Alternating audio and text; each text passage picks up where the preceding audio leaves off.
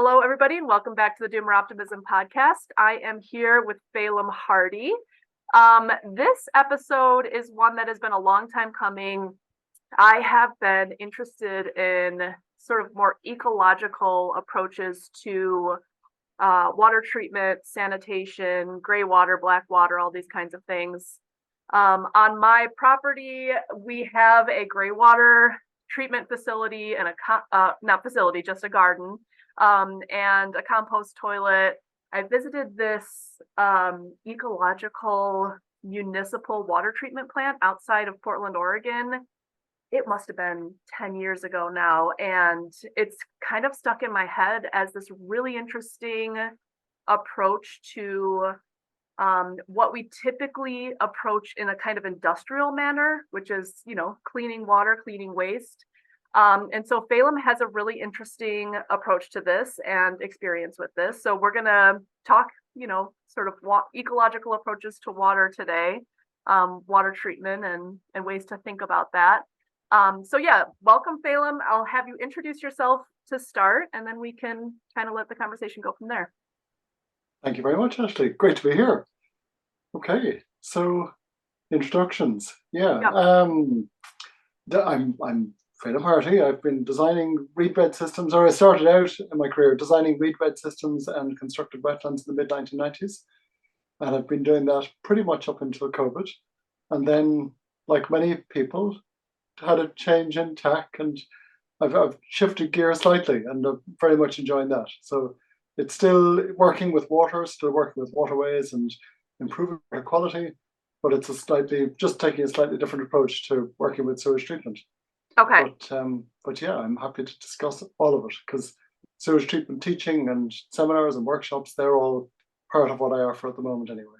Okay, great. So let's start with the doom, as we tend to do. So what are some of the critiques about the ways in which we approach sewage treatment typically in municipalities? And I know it's different in rural and urban areas. In urban areas, there tend to be like whole sewage systems.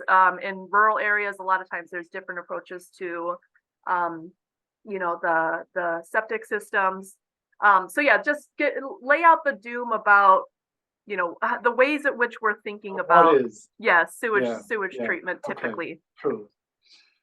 So perhaps what might be maybe a good place to start is to jump in and say how I got into this in the first place, which kind of answers your question in a way, and it paints a very, very typical scenario. So I grew up on the shores of Cork Harbour in the south of Ireland, and so I grew up right beside the harbour. So when I could hear the waves through the bedroom window, and when the tide was in, it was literally a stone's throw across the road. When the tide was out, it was a bit further away. Wow. But it was lovely, really, really nice. Now, the challenge is that Cork Harbour wasn't very, very clean at the time. It was one of the more industrialised parts of Ireland, which isn't very industrialised. Right. But at the same time, for Ireland, it was quite industrialised, and thus, a lot of gunk had got into the harbour over the years. And I used to windsurf there and quite enjoyed that. But then our local town, Middleton, had they were struggling with the load to their sewage load into the harbour, basically, which was a short pipe, which went from Middleton into Cork Harbour. Like many, many other towns all around the harbour and all around Ireland and all around anywhere where you've got a flush toilet. It's not necessarily everywhere or the norm, but it's not uncommon for raw sewage or sewage that's been what's called primary settlement. So it's been through a box and then straight into the sea. So, you can't see any nasty bits, but at the same time, it's all the nutrients, nitrates, phosphates, the microbes, all that stuff all goes in. So there was, around the early 1990s, there was a discussion locally as to what Middleton would do with its sewage. And so the solution that the county council, the local authority, came up with at the time was a very common solution adopted by a lot of places, which was a longer pipe. And longer pipe came out closer to where I used to go windsurfing. And so there was one day when I was standing on my board, it was really, really flat calm. My uncle had said, look, stand up on your board, throw your kit bag on the back, and you just drift across, from where we were to to your house. And so I did that. So I had all the gear on the back of the board, and I was standing there, and the wind dropped. It was a still day, but the wind dropped even lower, and the sea went kind of glassy, which, you know, if you're any good at windsurfing, it's very, very boring. But if you're not very good at windsurfing, it should be fine. Mm-hmm. But anyway, I could, as the surfboard slowed down, I could see this scum rippling up in front of the board. And I knew that it was directly related to the sewage inputs from around Cork Harbour and to the longer pipe that had recently gone in. And so that kind of got me thinking about the whole thing. And at the time, a local residency group that my mother was very much involved in teamed together with an engineer called Kieran Costello, and he had been working with constructed wetlands and knew people around the world who were into this, and because it was still a very new technology at the time in Ireland. And their local group got together and they organised the first Irish international conference, the first international conference in Ireland on constructed wetland systems. And so and what year was that about? That was 1993. Okay. That was 93, yeah. So Don Hammer came over from the Tennessee Valley Authority. Professor Harble came over from Austria. There were experts in from the UK, from Northern Ireland and around the Republic of Ireland. And there weren't a lot of people involved in this at the time. But Kieran and the group that my mother was in, they pulled together people from right around the world. And so I was in second year in college at this stage, studying environmental science and technology already. And so I kind of sat back and took the lazy option and said, I don't need to learn all that stuff about sewer treatment systems and concrete and steel and loading rates. You just build a big wetland and you're fine.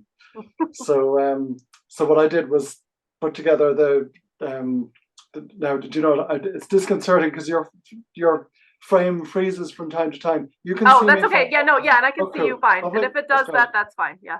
Brilliant. So I was electrified by this and found it really, really interesting. And so I have a business model for any young graduates that are watching this.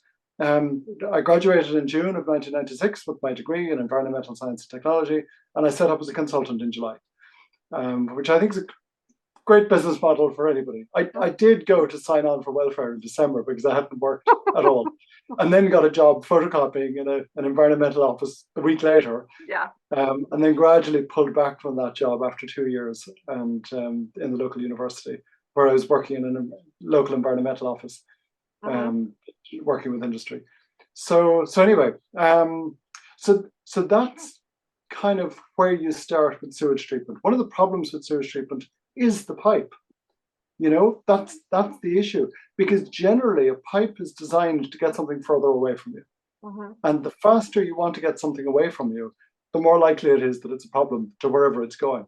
So all around the world, where you've got conventional flush toilets, where that's your standard technology, basically you're going to have pollution problems. Do you know, in a word?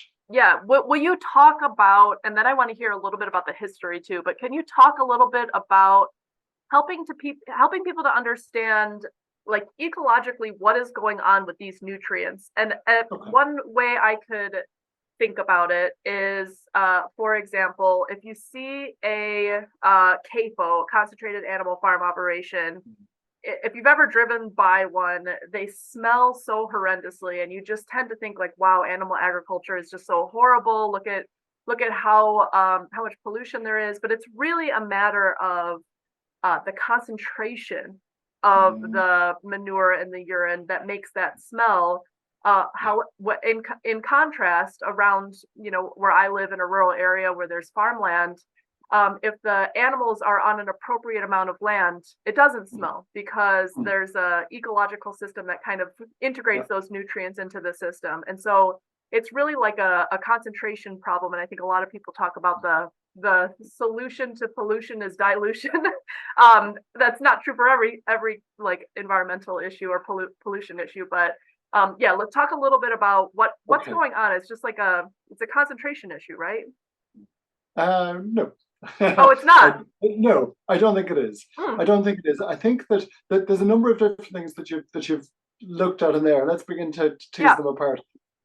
So firstly, when I'm talking about sewage, I'm thinking specifically about human waste, okay, from a toilet.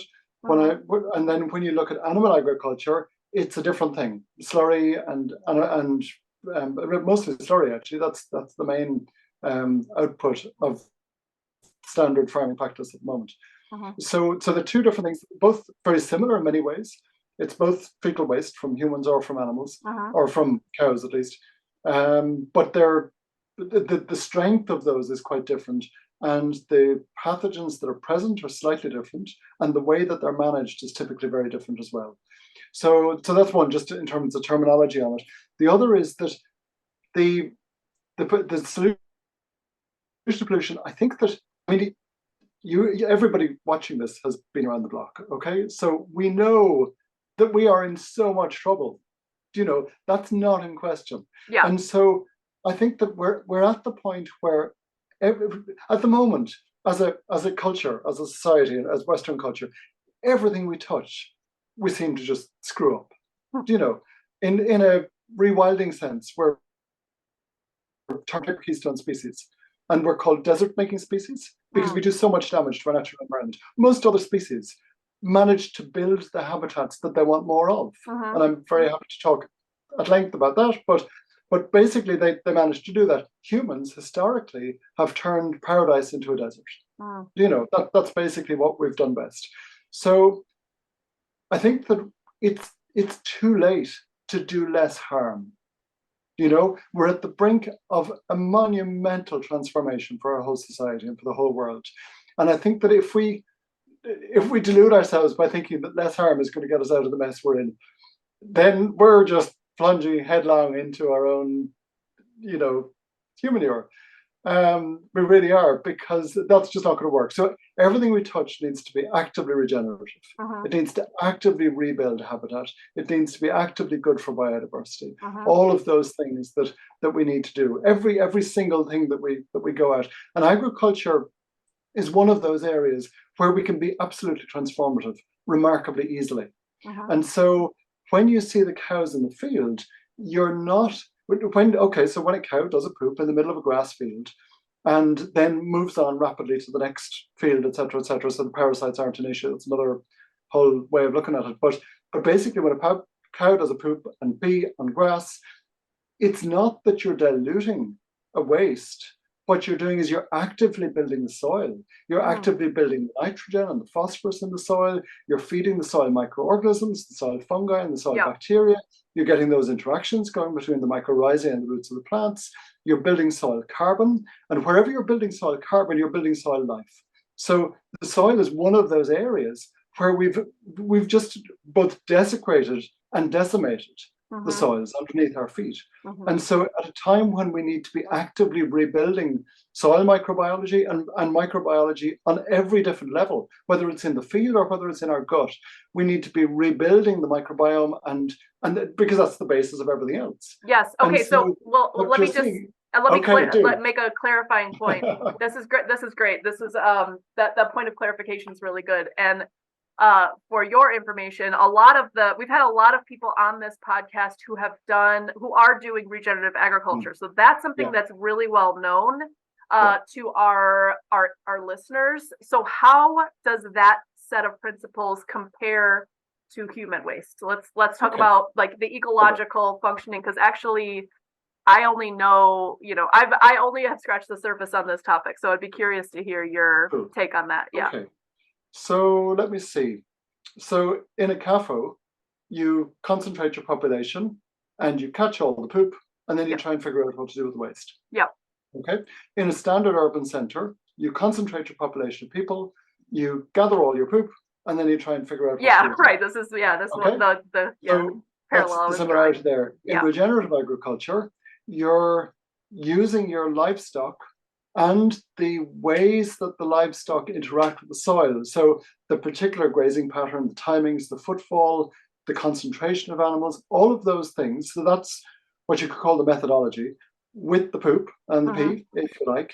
And so you're actively building soil. It's a more distributed system, but your aim is not to do less harm. It's to actively build your soil and your soil biology. Yeah. Similarly, if, for example, we were to use the human population to gather carbon and nutrients in the form of humanure in compost toilets, and then incorporate that into the soil in our community gardens and our community orchards and nut plantations, forest, whatever it was, to actively rebuild the soil, then what we'd begin to do is sequester and store carbon on a massive scale for a start. We'd begin to rebuild local sustainable food production and all of those things. I mean, as you can see, I can go on and on and on and on and on. But just to summarize it very briefly, we could flip it around, because at the moment, both the CAFOs and cities use a liquid infrastructure for waste management, whereas as soon as you begin to use a solid waste infrastructure like composting, all of a sudden all of the good things begin to come about that instead of all of the bad things. What comes to mind, and you can correct me if I'm wrong about this, but I think part of it is both with, for example, animal agriculture and with the way we treat human waste, there's just this kind of like industrial mindset. And by that I mean thinking about these animals as and humans too, as or what's coming out of them as just like sort of chemicals to deal with on like an industrial level, as opposed to thinking about humans, for example, as biological animals. We're getting nutrients from somewhere, from farms, we're putting it through our bodies, and then some nutrients are coming out of our bodies. And it's kind of a waste ecologically, just thinking about like this cycle of nutrients. There's a concept in environmental sociology. This is kind of talked about by like Marx and Weber as early as the beginning of the industrial society, but this idea of like linear nutrient cycles, where you're pulling from one part of an ecosystem nutrients from farms, you're sending it to a city, and then the nutrients then get concentrated in the form of waste in a city.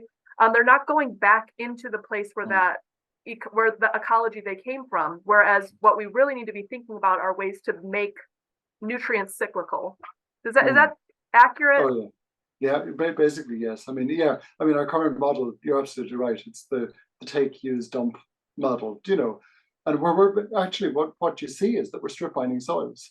Right. Do you know the numbers are being bandied around? We've 35 harvests left, 70 harvests left, whatever it is. Yep. The numbers are kind of meaningless actually, because you can farm on very little for a start, very little soil. But the fact that there are numbers being used to begin to describe how many seasons we might have left in our capacity to feed ourselves is really insane. It's just absolute madness to be continuing along the things that we're doing at the moment, continuing with the same methodologies, knowing that those methodologies are so destructive that we're strip mining soils out of the fields to the point where we won't be able to sustain ourselves with food. That's one of my major concerns. It's that process. And it's just that process. It's that cyclical process. And what we've got, like, we're one of the most prolific land mammals, and basically we shit in the sea or in our drinking water. And that can't work. It's just not, it's not a runner. And so getting all of those nutrients and all of that carbon back on the land again is crucial. Real quick, before we move on from the doom, because I want to make sure we paint the correct and accurate picture to then move forward into the optimism. Is there anything else where you feel like we're sort of reaching ecological limits that really need to be, highlighted, but besides the soil, besides the concentration of nutrients? Did I go away for a second? Am I back? You went away for a moment. Okay. Is there any way that we're reaching something? Ecological limits. Other ecological limits. Ecological limits. Yeah. Can I tell you briefly what happens? So I don't know if I'll be asking your question, but I'll try. When sewage gets into fresh waters, then what happens then? So basically, all around Ireland and the US and most places where you've got a flush toilet, what you have is a situation where that water is treated to a greater or lesser degree before it goes into rivers and streams. And so what I see a lot, or what I've seen a lot in my work over the last 25 odd years, is the problems with that. And what you see is that basically your water quality begins to deteriorate quite rapidly when you've got sewage going in. So you've got elevated nitrates, elevated phosphates. They both lead to what's called eutrophication, which is excessive plant growth, excessive microbial algae growth, that type of thing, and that reduces the habitat value for fish and insects and the like. You also have what's called BOD, the biochemical oxygen demand, and that's basically it's a chemical parameter, but it's a measure of the amount of food value in the water for microbes. So the higher the food value, the more the microbes will feed. The more the microbes feed, the more your dissolved oxygen level falls. Now, if your food value is too high, your oxygen levels can dip to the point where the fish and the insects can drown. And so when you see fish kills, that's when you get very, very high BOD levels entering water, and the oxygen is literally sucked out of the water by the microbes feeding on that food value. And so what you're seeing there is the fish kills as a result. And that's one of the relatively common causes. In Ireland, what we've seen, I know more about the numbers here, but what we've seen here over the last 30 years is we've seen a steady decline in the amount of serious pollution around the country. But we've also seen a drop in the number of what's called high status water bodies around the country. So they've nearly halved over the same time period. And so we get this accumulation in the middle ground of kind of mediocrity. Sounds a bit like politics, doesn't it? The extremes are gone. But so the very bad is much less, but the very good is also shrinking. And what that basically means, some of our very highest water quality around Ireland has dropped. It's dipped below the 1% mark in the last 10 years. On and off, it hovers around the 1% mark, which means that for the insects that need pristine water to survive, for the what's called macroinvertebrates, they're big enough to see with the naked eye. Invertebrates, meaning they don't have a backbone. So for those species, basically what you've done is you've bulldozed 99% of their habitat, of their houses, essentially, and said, okay, and there's no rebuilding plan. There's no rebuilding program planned at all. So you've lost your homes, pack your bags, and, I don't know what. I mean, there's nowhere else to go. So they're kind of stuck. And so what we're seeing is a reduction in the species, the suite of species that occupy these really pristine habitats. And that's the way all over the world. We're seeing extinction rates at absolutely terrifying records or terrifying levels. And from a Durbor point of view, and I'm really happy to move on from this perspective on all of that, in this web of life, inevitably. And so every species plays its part holding hands within that web. And when you take away individual species, at some point, the Homo sapiens sapien, for some bizarre reason called wise twice, for some reason, we'll just fall through that net, and we won't, certainly in this culture, won't necessarily survive if we keep going with the ecological destruction that we've got at the moment. There's cultures that will, there's cultures that have survived for millennia with zero impact essentially on the landscape, or very, very limited impact, and they'll probably survive as well. But our culture is hugely dependent on, on almost everything else in the world, on one another, and on supply chains, and on the natural world for everything that comes into our kitchen, to a phenomenal degree. And the pursuit of individualism and individuality and all of that, Lark, you too can be as individual as me if you wear the right logo.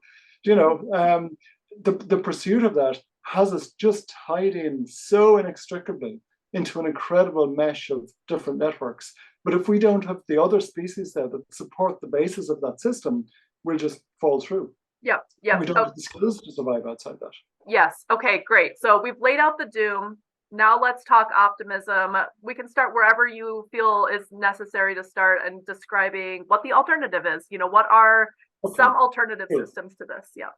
Okay. So very briefly, it's actually really, really easy to build systems that work. And one of the things that I've tried to do over the last number of years is 30 years, trying to, whatever the number is. So throw concrete and steel at the whole project. And you can use loads of electricity and pump air through it to feed the oxygen into the water that provides the oxygen for the microbes that then feed on the VOD waste and get that lower and all that kind of stuff. So if you've got infinite amounts of energy and concrete and steel, then you're fine. And you can basically make all of the lovely nutrients that you've turned into a toxic loop less harmful for the environment in a fairly effective way.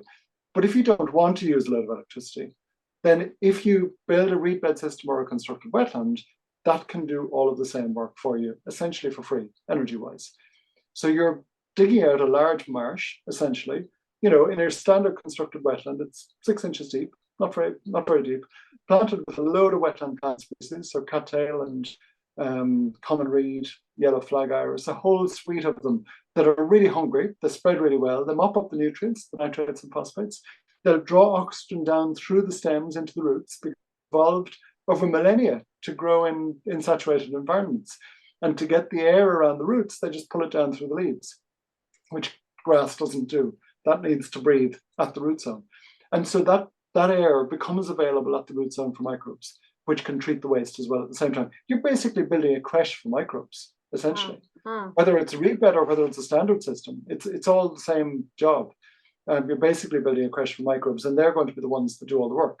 Like in your gut, you're not eating to feed you. You're eating to feed your microbiome, and your microbiome then very generously provides you with exactly what you need. And it's the same in the soil or in a sewage treatment system. We're really reliant on these microbes to do a lot of the work for us. Okay, so yeah, please continue. Yeah, so that's a really easy way to build a standard soil-based constructed wetland, which is the common reed bed approach in the US. And then there's gravel reed bed systems, which are maybe 2 foot deep, filled with clean stone, and then they've got plants planted into them and the water passes through. It's another methodology. And then you've got some systems that are pump fed, where the liquid soaks down through your gravel media and then out the basin on. Okay, so as happens on this podcast more often than we would like, there were some technical difficulties, my internet reset, but we are back and talking a little bit about the different alternative, these constructed wetland systems and different approaches to sewage treatment. So I'll let you continue and then we'll continue the conversation. So thanks for your patience. Sorry about that. Thanks, Ashley. So you've got the soil-based constructed wetland, which is basically a marsh. That's the easiest one to build, particularly on heavy clay soil. And then the gravel reed bed is about 2 foot deep, roughly, with clean gravel and then plants planted into that, and the water flows around the roots. And there's another version where you pump feed that and the water trickles down through the gravel. You can do a gravity version if you've got the gradient as well. And so those are the main constructed wetland or reed bed options. Now, bear in mind that these are actually still end of pipe technologies. So they're designed to make less harmful something that is harmful, rather than recouping the nutrients. So the next stage would be to look and see, can we recoup some of the useful stuff from this? And a really easy way to do that is with willows. So in Scandinavia, in Denmark in particular, they've developed willow systems where you plant your willows, your salix species, over your percolation area, but the piping is modified especially so that it doesn't block. And they mop up the nitrates and the phosphates. They love the amount of food in the water, and they love the amount of water as well. So they really like moist, nutrient-rich conditions. And so what you get there is a lot of willow production. And that willow biomass then is a source of, it's rich in carbon, it's rich in nitrates, rich in phosphates. It can be chipped, composted, used as a fuel. There's lots of ways that you can recoup that, use it for firewood, whatever it is, or even just a wildlife pile. So that's another way to recoup your nutrients. Another is to use comfrey over a percolation area. Comfrey is rich in nutrients. You can side that very easily and put that on a compost heap. So that's another way. So those are ways that you can plant, again, after your constructed wetland or reed bed or your septic tank even. Those are all ways to achieve that. What I think is better, again, if we can do it and shift society in that direction gradually, is to use compost toilets. And yeah, I was just going to ask you, what are your thoughts on that? Technologies. Okay. Yeah, source separation technologies like the Swedish Aquatron unit. So there's quite a number of different systems that are on the market or available for DIY building. Like, for example, solviva.com in Massachusetts. Anna Ide looks at what she calls a brown filter design, where you're filtering the grey water, the brown water pipe, from your toilet, black water, through a wood chip filter, and then using worms to compost the material in a box. It's a very straightforward system. It's one that we've got here actually at our new house, before a reed bed and wetland and a willow filter and all that. But basically, it's a good first end system instead of a septic tank, and all of those actively recoup the carbon and the nitrates and the phosphates. So they're actively regenerative rather than just doing less harm. So I think there's a lot of scope for a lot of rollout of that type of technology in the coming years. Cool. So, okay, yeah, I have a compost toilet in our place right now, and it's a separate, it's a Swedish design, Yeah. separates the urine and the waste, feces, and the feces just go into a bucket, and we have a biodegradable bag, and we have a little humanure compost pile that Yeah. we leave out for, it's got to be a couple years to make sure that it's, Yeah. really, really composted well and Yeah. killed all the, any kind of nasty pathogens that could be in humanure. And then the urine separates out into like a kind of a leach area that's got some plants around Okay. it. And then Yeah. separately in the house, all the other water sources, from the sinks, the shower, washing machine, all go into a gray water that has like a papyrus type plant that Okay. sort of soaks all that up, which is really cool. And it's pretty easy. We do live in a rural area with pretty low Mm. like regulations on that kind of thing. So we've been able to, Right. that is one thing. The regulations really do uh can potentially limit your freedom depending on where you live. But Mm. before we go deeper into some of like the technical aspects, I'm wondering, I don't know the answer to this question at all. Is there any historical precedent, I mean, pre-modern precedent to these kinds of systems? Because it seems like everything I've read is kind of like a modern, almost scientific uh, thought of how the microbes work and like the most advanced or up to date understanding about how to nutrient cycle. But is there any like historical precedent for any of these systems? You in for compost toilet type systems or Any rebeds any or any any of of that? these? Any of that? Yeah. Well, just I know that looking at constructed wetlands early on in my career, I remember hearing that the, the the marshlands at the lower end of the Thames in London would have been de facto, water Yeah. filter wetlands, Yeah. Because and the wetlands water naturally kind of filter went in water. that direction Yeah, from the city. Is that right? well, water, yes, exactly. Yeah, it would have like night soil would have been collected presumably, and a lot of the urine and everything else would have just drained down towards the Thames Mm, and been carried down along to the lower marsh areas within the Thames. And then the wetlands have evolved naturally over millennia to grow in saturated, nutrient-rich environments anyway. It's where right. they thrive. And Right. so they would have loved that abundance of nutrients and done a really good job of filtering the water and keeping the water clean. And of course, as you get more and more city development, your wetlands get squeezed out. Yeah. And then suddenly you end up with the twin problems of, too many people and too much pollution and disease and all that kind of stuff. And not enough So ecology to sort of exactly take to up the sustain it. right. Exactly. Yeah. And That's it. actually, one thing I want to mention now that you said that, I took a class in college about Hurricane Katrina and learned a Uh-huh. little bit about the ecology around New Orleans, and was learning that the wetlands kept, sort of getting paved over little by little around New Yeah. Orleans, to the point that if the wetlands were still there, they can actually limit the flooding, limit the impact of storms. And Mm. they have multiple positive functions, Yeah. but the impulse is just to sort of over engineer everything and make locks and make levees and this kind of thing, as opposed to thinking about ways in which we can manage human settlement with ecologies. Mm. But briefly, if you have a point on that, but I want to ask you Yeah. about night soils too, because that's something I Cool. don't think a lot of people know about. Cool. There's two brief things that I want to look at there. One is that the Thames is one example that I don't know a lot about, but that's just what I had heard at the time. And the other is that my understanding is that the city of Paris was the last city in Europe, apparently, to adopt the flush toilet as a technology. Mm. And so up until the late 1800s, apparently Paris was exporting lettuces into the surrounding country, because there was so much compost toilet material that they had amazing soil and grew amazing vegetables. Mm. And so the city was a net exporter of vegetables rather than a net importer of vegetables, of the high value vegetables. And so it's the flow. Does the flow just move towards the thing that we're trying to kill, or does it move towards the thing that we're trying to nurture and support? Mhm. And so that's one element just on that subject.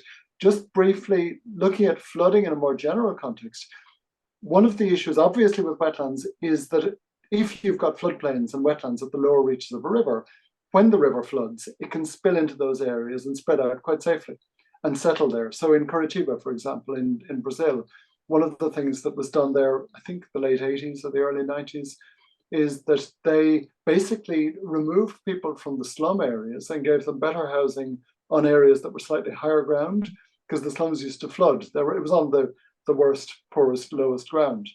And they returned those areas to parkland. So when there was floods, the park just flooded, and it just wasn't an issue at all. And meantime, you've got lovely amenity areas as well for the people in the city to enjoy. And so by putting back in areas that can flood, that's a hugely valuable thing to do. The other side of all of that is that flooding isn't necessarily a carbon climate change issue as much as a land use climate change issue.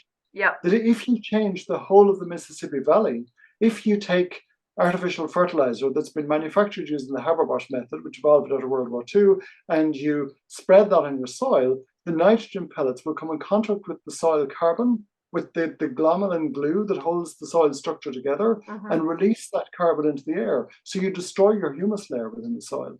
Once you destroy the humus layer, when the rain falls, there's nothing to hold it together. There's no crumb structure. So the rain, you're nodding as if you know all of this already. And no, but I'm glad you're saying it. Say it again. Regenerative stuff on the website. Completely. No, it's good. So, and it just washes through and goes straight into the rivers and streams. Now, given that humus can hold up to 20 times its own weight in water, if you strip out the humus year on year using artificial nitrogen, then what's happening is you're completely eliminating, or certainly reducing, the capacity of the whole agricultural catchment to hold on to that water when it falls. And if you do that, how can you not have flooding downstream? Without ever even looking at carbon balances that are involved. And the beauty of it is, of course, that anything you do that supports nature also builds carbon and stores carbon. Whereas anything, anyway, it's one of the as you look at the doom or optimism thing, I mean, we have an example where in the Amazon basin, for example, the Amazon interior is drying up. Again, you look at that, you point the finger at climate change and carbon.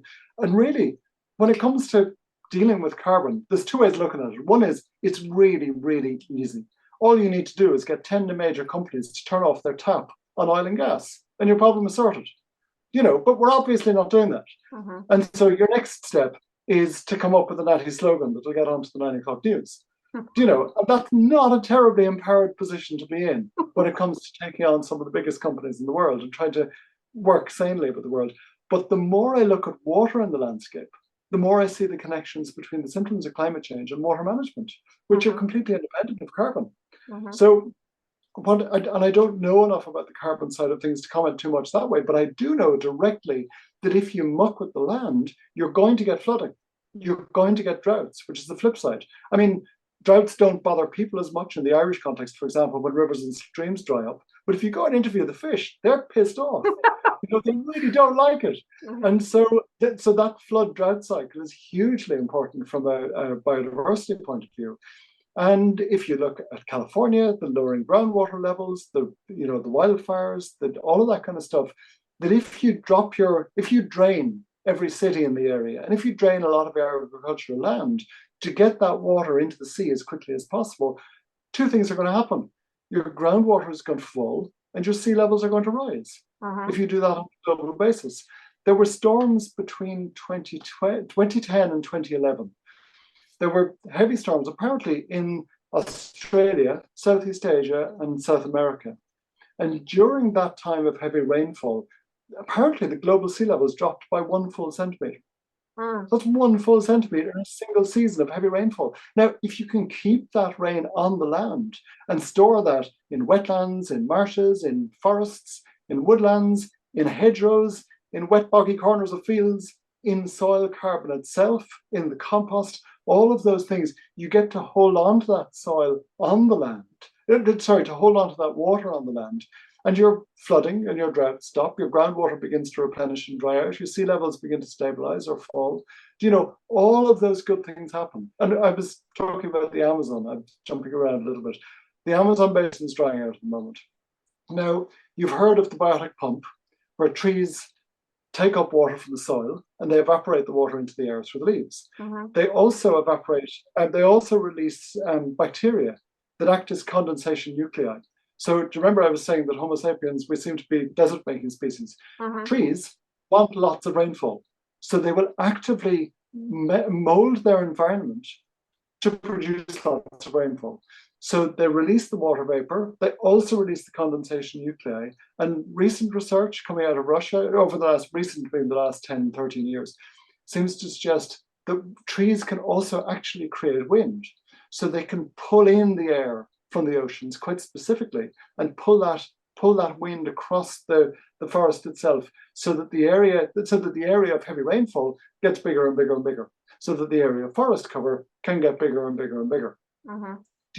So basically what happens then when you take the 100 to 300 kilometers close to the coast on the interface between the Amazon and the Atlantic, and you bulldoze that and you turn it into soya farms to grow soya meal to send to Ireland or anywhere else to feed cows. Here in Ireland, we have amongst the best grass in the world anyway.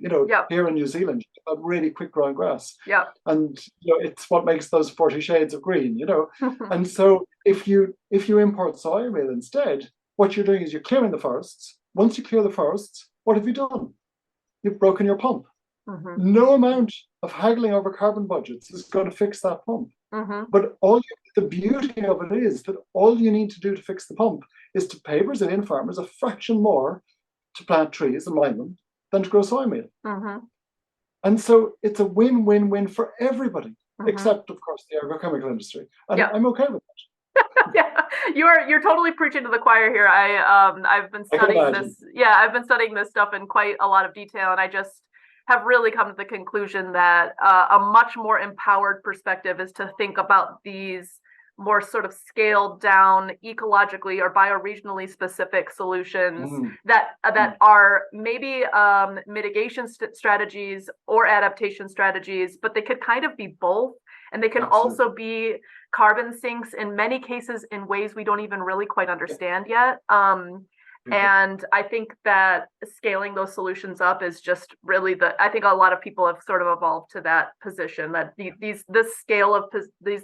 scale of solution, thinking about how water moves, how soil works, what role, functioning ecosystems play, like what role trees actually pull in water from the air and concentrate it. It like almost feels spiritual or mystical or something. But once you start learning the science, it's almost, a little bit religious, like, wow, look at how amazing this ecosystem functions. And thinking about our potential role as stewards of that. At one point I want to go back to is I think a lot of people tend to not think of cities as potential sites of ecological restoration, but what you said about Paris is really interesting to me. And I'm wondering whether we can just kind of riff on thinking about like cities as nutrient concentration sites, as in human animals being concentrating there. And maybe you could just talk briefly about what night soils are, because that kind of illustrates the point, and maybe like what a modern version of recouping those nutrients look like. Okay, so night soil is the poop collected usually a basin in a seat with a hole in it, historically, and then I think thrown out the top window at some point and collected by the poor unfortunate street cleaners down below. And it's still used in some parts of the world. That's still gathered and composted and used for growing plants. So, and a more, I suppose, friendly way to deal with night soil is to collect it ourselves and compost it ourselves, rather than relying on somebody else to do it. It's not a terribly pleasant job to outsource. But we tend to outsource things. It's what we tend to do. We hide behind so many layers of outsourcing that I could say you wouldn't believe it, but of course you would. So let me see. So night soils, I think that cities could potentially be incredible hubs of ecological recovery and biodiversity. I think the potential is absolutely enormous. And one of the things, of course, to remember is that what the city is doing is it's pulling in, as you say, lots of nutrients, lots of biomass, lots of carbon, nitrogen, phosphorus, all of those things. It's also pulling in ideas, and it's pulling in money, it's pulling in energy. So cities have this magnetic quality to them. I personally can't be in one for very long, Um, but they are these incredible hubs of energy and Hmm. vitality. And I think that by looking at how do we support the commons within cities, we've had many, many decades of stripping the commons out, and not just out of cities actually, but out of many areas. I mean, malls in the States are one of the examples where Mm, you're basically taking what could be the street corner, which is a public space, and enclosing it in private ownership, mm, and then you're basically saying you need a car to get from anywhere to anywhere, which hmm. involves more layers of private ownership and more layers of wealth and all of that thing. And by reintroducing commons areas within cities, whether it's as community gardens, community orchards, community woodlands, community ponds, whatever it is, Hmm. just those spaces for. I mean, the resurgence in farmers markets is a wonderful development in recent decades. Yeah, and And might I sorry, might I sure, add? So this place I went to visit that I mentioned at the beginning, outside of Portland, a small municipality, like a suburb of Portland, basically. hmm, And the guy running it was really outside of the box. You know, obviously okay, had come across these constructed wetlands, and it was a municipal water treatment plant. I've reached out to them; they haven't gotten back to me to come on the pod, okay, but I'll just explain what I saw.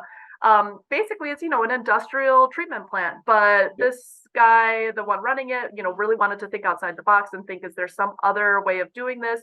So he did this constructed wetland as like an experiment to see if it would work in their area, so to sort of pump the sewage into that wetland. And when he came in, he brought in this Japanese landscape architect who planted a bunch of trees around the wetland in like a uh-huh, sideways manner. And the point he yeah, was trying to make was to like observe what they did, and they kind of grew yeah, out and then backs up, and it was like the point was that nature will recover itself. It has its like natural ways to recover itself. that's Anyways, very cool. yeah, the wetland. And then he experimented with all sorts of like different mushrooms, and he brought Yeah, this mushroom okay, expert Paul Stamets down to yeah, advise, and all these different kinds of mushrooms that could potentially pull different toxins out. There's uh-huh, issues with different kinds of toxins, pharmaceuticals, this kind of stuff. yeah, So testing that, and just different kinds of systems. And the wetland ended up becoming one of the top birding sites for the society in the United States called the mm, Audubon Society, in mhm, the state of Oregon. So people would come yeah, and use it as a park, and then there's a little area to walk around. And now this is kind of dovetailing with what you were talking to me about the parks, low mhm, level parks in yeah, the city, as a place that can kind of handle flooding if it happens, yeah, that could have wetlands associated with it, could also be like a composting area for this kind of material in a city. And then it could basically, like, natural disasters don't, I mean, this was my paper in college about Hurricane Katrina. Natural disasters aren't natural, really. They're human. yes, Many of them are human made. There's a lot of human made elements to yeah, the way they play out. exactly, And so just thinking about that too, that thinking yeah, about really using ecological systems to our advantage yeah, to interesting, very cool. manage. There's just in terms of applying the human ear on a city scale, there's a number of different technologies that you can use that would combine the two. So there's a Swedish unit called an aquatron separator, and then you flush your toilet, the pipe goes down to the separator unit, and the fecal material and the paper fall out one side, and the liquids go onto another side. And you can Interesting. also get urine diversion toilets. So ladies and gents alike, please sit down. And urine goes out the front, and the fecal material goes out the back. So you have yellow water and brown water, Mm-hmm. as opposed to your black water. And then again, you recoup the nutrients in your yellow water and reuse that. And Mm-hmm. so those are really easy ways. From the point of view of the user of the toilet, they don't necessarily need to know that there's all that much going on. And yet you've got all this magic occurring at the back where those captured nutrients can be part of what feeds the soil in the local area. Mm-hmm. When I was calling constructed wetlands an end of pipe technology, and I just want to clarify a little bit that what you say there about the municipal system, the grey water from the city can be quite polluting. All of the cleaning chemicals that Right. everybody buys. Yep. Ideally, if you clean your surfaces with food, like vinegar and bread Yeah. soda and lemon juice, then it's going to be much safer for watering your plants with that than if you buy something with ingredients that you can't pronounce. Right. Very, very straightforward. Or even if you buy your cleaners in a health food shop, it's much safer than buying it in a local supermarket. So let me see. So the constructed wetland can be really, really useful for making your grey water much, much cleaner and much less harmful. And as you say, utilizing that then as a birding area, wildlife habitat, a place for people to reconnect with nature. Yep. And I'll just mention one other thing I saw at that place because I love this. That was the best field trip ever. I was at a sociology conference. He also told this story about, okay, so when water comes into a water treatment plant, it's usually like, above room temperature because there's so much heated water from, showers and washing machines, etc. And so after they treat it and before they can release it back into the watershed, they have to cool the water down. And typically the way to do that is through a refrigeration system, which was like, X number of $1 million. And he had a hypothesis that if along the sort of riparian waterways from the waste treatment facility to the local river, they sort of planted, reed beds, wetlands, and trees. He had a hypothesis that the water would cool down enough by kind of constructing these like little corridors for the water to go through. And he was right. And so they did this system, and then it was like more parkland, more beautiful, more functioning ecology. But it also solved the problem. And of course, he had to have the political will to pitch this to, the city council or whatever. And they are, outside of Portland, obviously open to it. But it was like, okay, I need either $5 million to plant all of these things, or 10 million to buy this refrigeration system. Like it's a risk reward calculation, but right. But then the ongoing cost of maintenance of the refrigeration system versus this other system, which kind of functions on its own once you built it, completely, was really cool. Okay, so one other thing I wanted to ask you about, since you're steeped in it and I've only been on the periphery of this world, tell me a little bit about the modern history of the constructed wetlands movement. I don't know much about the actors. You said that there was people from Australia and the US who came to this conference. So like, tell me the hubs, tell me who are the actors involved. What's the state of the movement? Is it catching on at all? It's certainly becoming more popular. It's in more of the regulatory codes around the world, so that's very much in place more and more. Now, let me see. I don't know how much more history I know than what I was saying. Basically, in the early 1990s, that was when systems started to go into Ireland. They'd been used by the Tennessee Valley Authority up to that point as well. That they'd been used in the US before that. So Dr. Donald Hammer from the Tennessee Valley Authority, he was the person who came over to talk about constructed wetlands at that conference. I know that there were systems in Austria rather than Australia.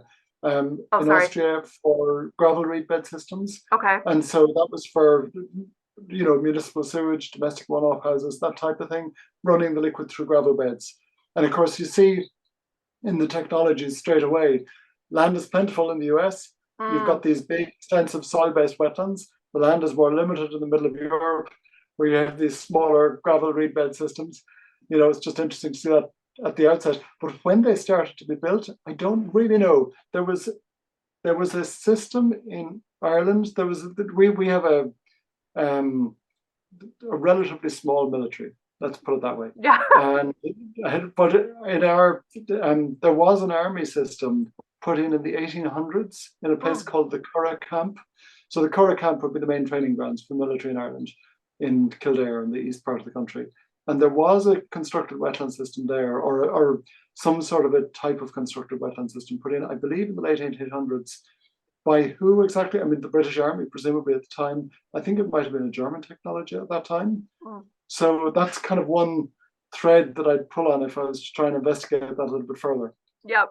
And how is it the state of, at least in Ireland now, are you seeing some interest, some uptake, at the municipal level, at the consumer household level? Like what's the state of, interest in it over the course of your career, Yeah, very much so. It has increased. I mean, when I started in 1996, one of the ideas was to raise awareness around the whole idea. And so by 1999, the first Irish codes were written that included constructed wetlands in their brief. 1999, 2000, there were codes. Then in 2010, they were updated. There were new codes broadening the number of different reed bed types. And then most recently in 2021, again, we've started to look at willows as well as part of that overall suite. And while I might disagree with some of the decisions made in the drafting of the documentation, I'd just love to see more natural systems in there and more support for natural systems. But it's a process. Yep. But what I'm seeing is that they're very firmly within the codes, and globally as well. They're also included more in global codes. And what I find quite exciting is that increasingly the codes are beginning to use the dry toilet technologies, source separation technologies. The EPA in Victoria and Australia, they're looking at that they've got different streams. So the black water and the grey water. So the black is from the toilet. For anybody else who doesn't know, the grey water is from everything else within the house. Storm water is the water that comes off the roof, from the driveway, that kind of stuff. And the storm water should go separate from the rest of it. The black and the grey usually goes down to your septic system. So in the Australian codes, when you've got a urine diverting toilet, they reclassify the urine line as yellow water and the other flush water as brown water. And what that differentiation means is that you make different decisions about what happens to what waste. Do you know what I mean? How do you recoup it? How do you get the maximum use? How do you get the benefits out of it? Like the permaculture principles, getting multiple uses from any element. And so what I find encouraging is to see that that acknowledgement within the regulatory codes at a global level just beginning to come in, which is quite exciting, just in the last 10 years, really. Yeah, and I mean, just last week, there was a huge amount of flooding in New York City and New Jersey. And in my opinion, just if you're thinking on a strategic level, if you say something like, oh, this is the fault of climate change, sure, but what could we do right now to take that water and see where it moves and move it in ways that can be beneficial, don't cause as much damage. I mean, I know somebody personally whose basement flooded and $100,000 worth of damage. Think about the ecological outcomes of ripping out all of this drywall and all of this stuff and throwing it all away, and then putting all of this new material in to reconstruct a home. I think this is just totally underestimated, the amount of waste that happens with. It's good for the economy. Yeah, I know. So I just think about ways in which you can handle these movement of water in a way that works with ecologies. There's so many technologies out there. More and more municipalities are taking up great stormwater gardens, permeable pavers, advancing their systems to work with nature instead of against it. Okay, so if you have a statement to implore listeners, what are we shooting for? What are we calling for here in this episode?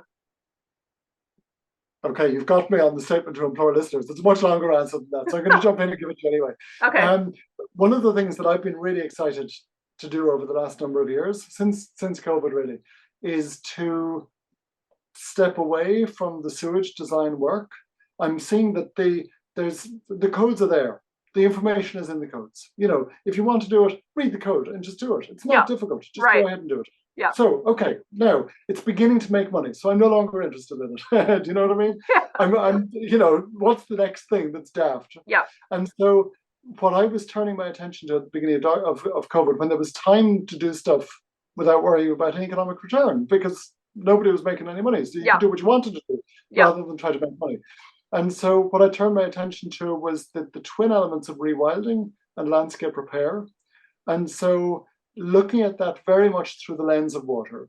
So what I was looking at was, what are the natural dynamics in the landscape in the rewilding context, and how do they impact on water and water quality, and how do we maximize those in order to deal with all of the things that we've been talking about: quality, flooding, droughts, all of that, soil building. So basically, if you, in the context of a municipality, how do you think like a beaver?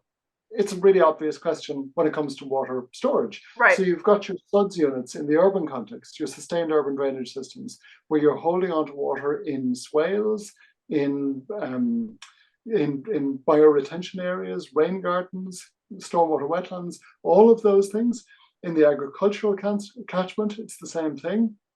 You know, if you're thinking like a beaver in the agricultural catchment, you're slowing down the farm drains that are leaving the farm in poorly soaking areas. Ireland is a very wet country, and a lot of our soil is very, very heavy and impermeable. So we've got lots of drains on our farms, just open surface drains.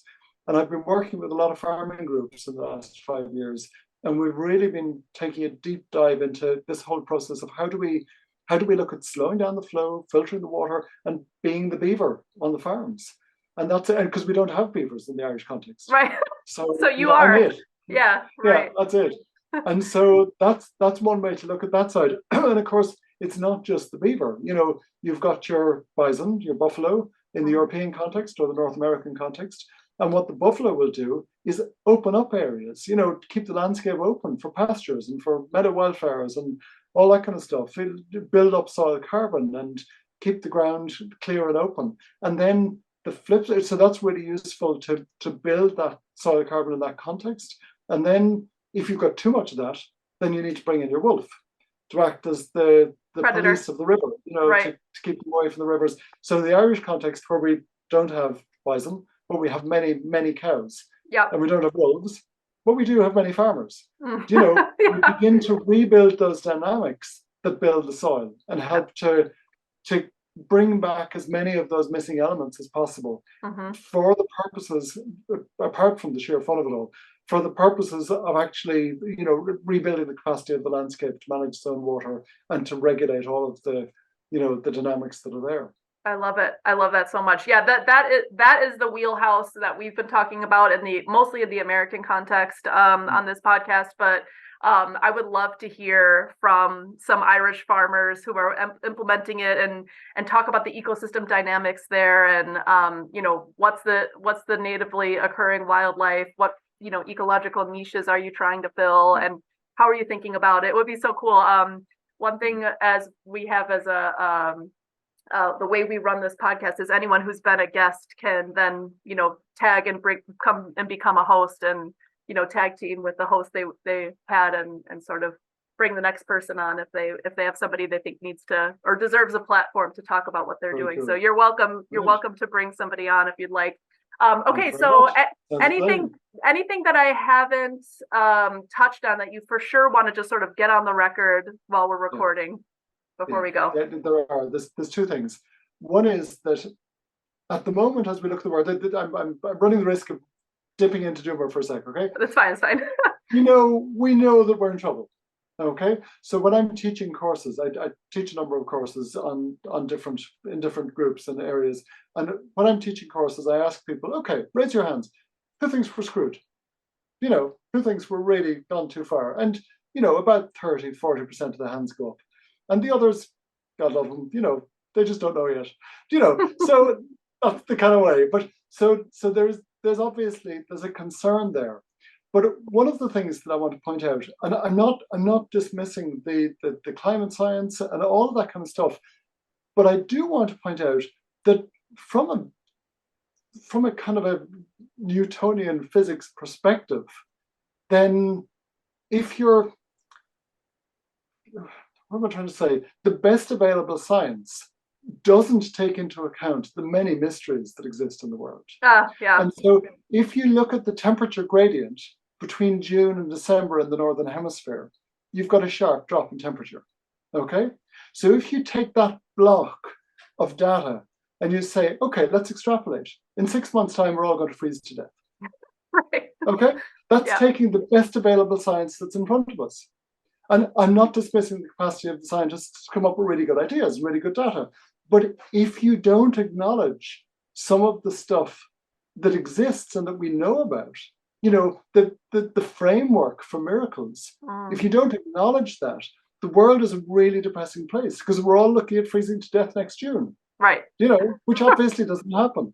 Yeah. And I'm not taking a Pollyannish view and saying it'll all be fine. There's no work to do. What I'm saying is there's hope. You know, there is so much to play for. Mm-hmm. You know, there is so much work to do. Mm-hmm. And the opportunity is there to jump in and to do that. Mm-hmm. And that exists. And we can grasp that now and run with it. Yeah. And so that's one thing, just looking at trajectories. The other is, as we look at quantum physics as a source of our analogies, that also brings me a lot of hope, because in Newtonian physics, whoever has the most force wins. That's the fundamental rule of Newtonian physics, essentially. With quantum physics, you can do something over here and miracles unfold over here. And nobody knows. who knows Right. what's going on? There's quantum physicists who've said, I don't know what's going on. And anybody who does is obviously lying or doesn't understand it. Yeah. We really don't know. We're like babies in this. We're really grappling with something very new, but really exciting. Mm-hmm. And there are direct connections between the micro and the macro in Mm-hmm. this, but also to bring that into our language and to begin to bring the learnings from quantum physics. This is not new. Like, this has been around for 100 years, mm-hmm. At least. So the Newtonian physics has been dead and buried. It was a long funeral, but we need to get rid of this idea that he or she who has the most force wins the game. Because ultimately, the economic machine that's rolling along can very firmly claim the accolade of having the most force. Mm-hmm. And as you try to affect change in the world, if you keep your eye on that machine, it's really depressing. But if you can take your eye off of that and back onto what you can do, what's right in front of you now? Mm-hmm. What can you do now? Mm-hmm. What miracles can you nurture? And not just in the world, not just in your garden, not just in your city or your little parcel of land, but what can you do in your mind? Mm-hmm. Because the human mind has this incredible capacity for dreaming. And what we dream tends to manifest. Mm-hmm. And by pulling that in, again, without being dreamy about it, well, I am being dreamy about it, but basically, how do we nurture the miracle? Do you know, in conventional medicine, if you get a terminal illness, conventional medicine says, right, okay, you're done. You're snookered. Do you know? But miracles happen all the time. If you don't like miracles, that's okay. That's fine. If that doesn't fit with your cosmology, I'm happy with spontaneous remission. I don't mind what you call it. Yeah. I just want it to happen. Do you know? And right. so by bringing that in, there's the capacity to begin to step into, what Charles Eisenstein calls the more beautiful world that our hearts know is possible. And I think that we can just watch miracles coming into bloom all around us in so many ways. That's so beautiful. That's such a great way to end. I would just completely echo that what you're saying is totally resonant with everything that we've been trying to put out on the podcast. And I would also just say, I think one thing that people don't realize is once you really start in the process of ecological restoration, it is really quick, the returns. And I think sometimes we think about ecological issues as being so big and so overwhelming. We just think like we can't even begin to start with this. But if you've ever done it, if you've ever really, that wetland was constructed, and I think it was over the course of like 5 years, and then all of a sudden it's like this Audubon site.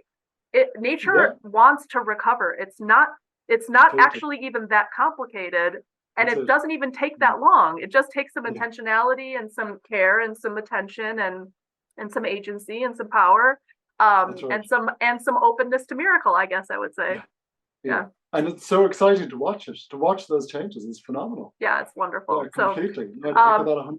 Yeah. Well, thank you so much. This was lovely. You're perfect. I'm so glad Scott Brian suggested you. You're a perfect match for the podcast. So total fellow traveler. So thank you so much. And I hope that you do end up coming back and bringing other guests on. That would be wonderful. It sounds amazing. It's been lovely to talk to you, Ashley. Thanks a million for reaching out. It's been a great pleasure. Okay, Thank you very, very much.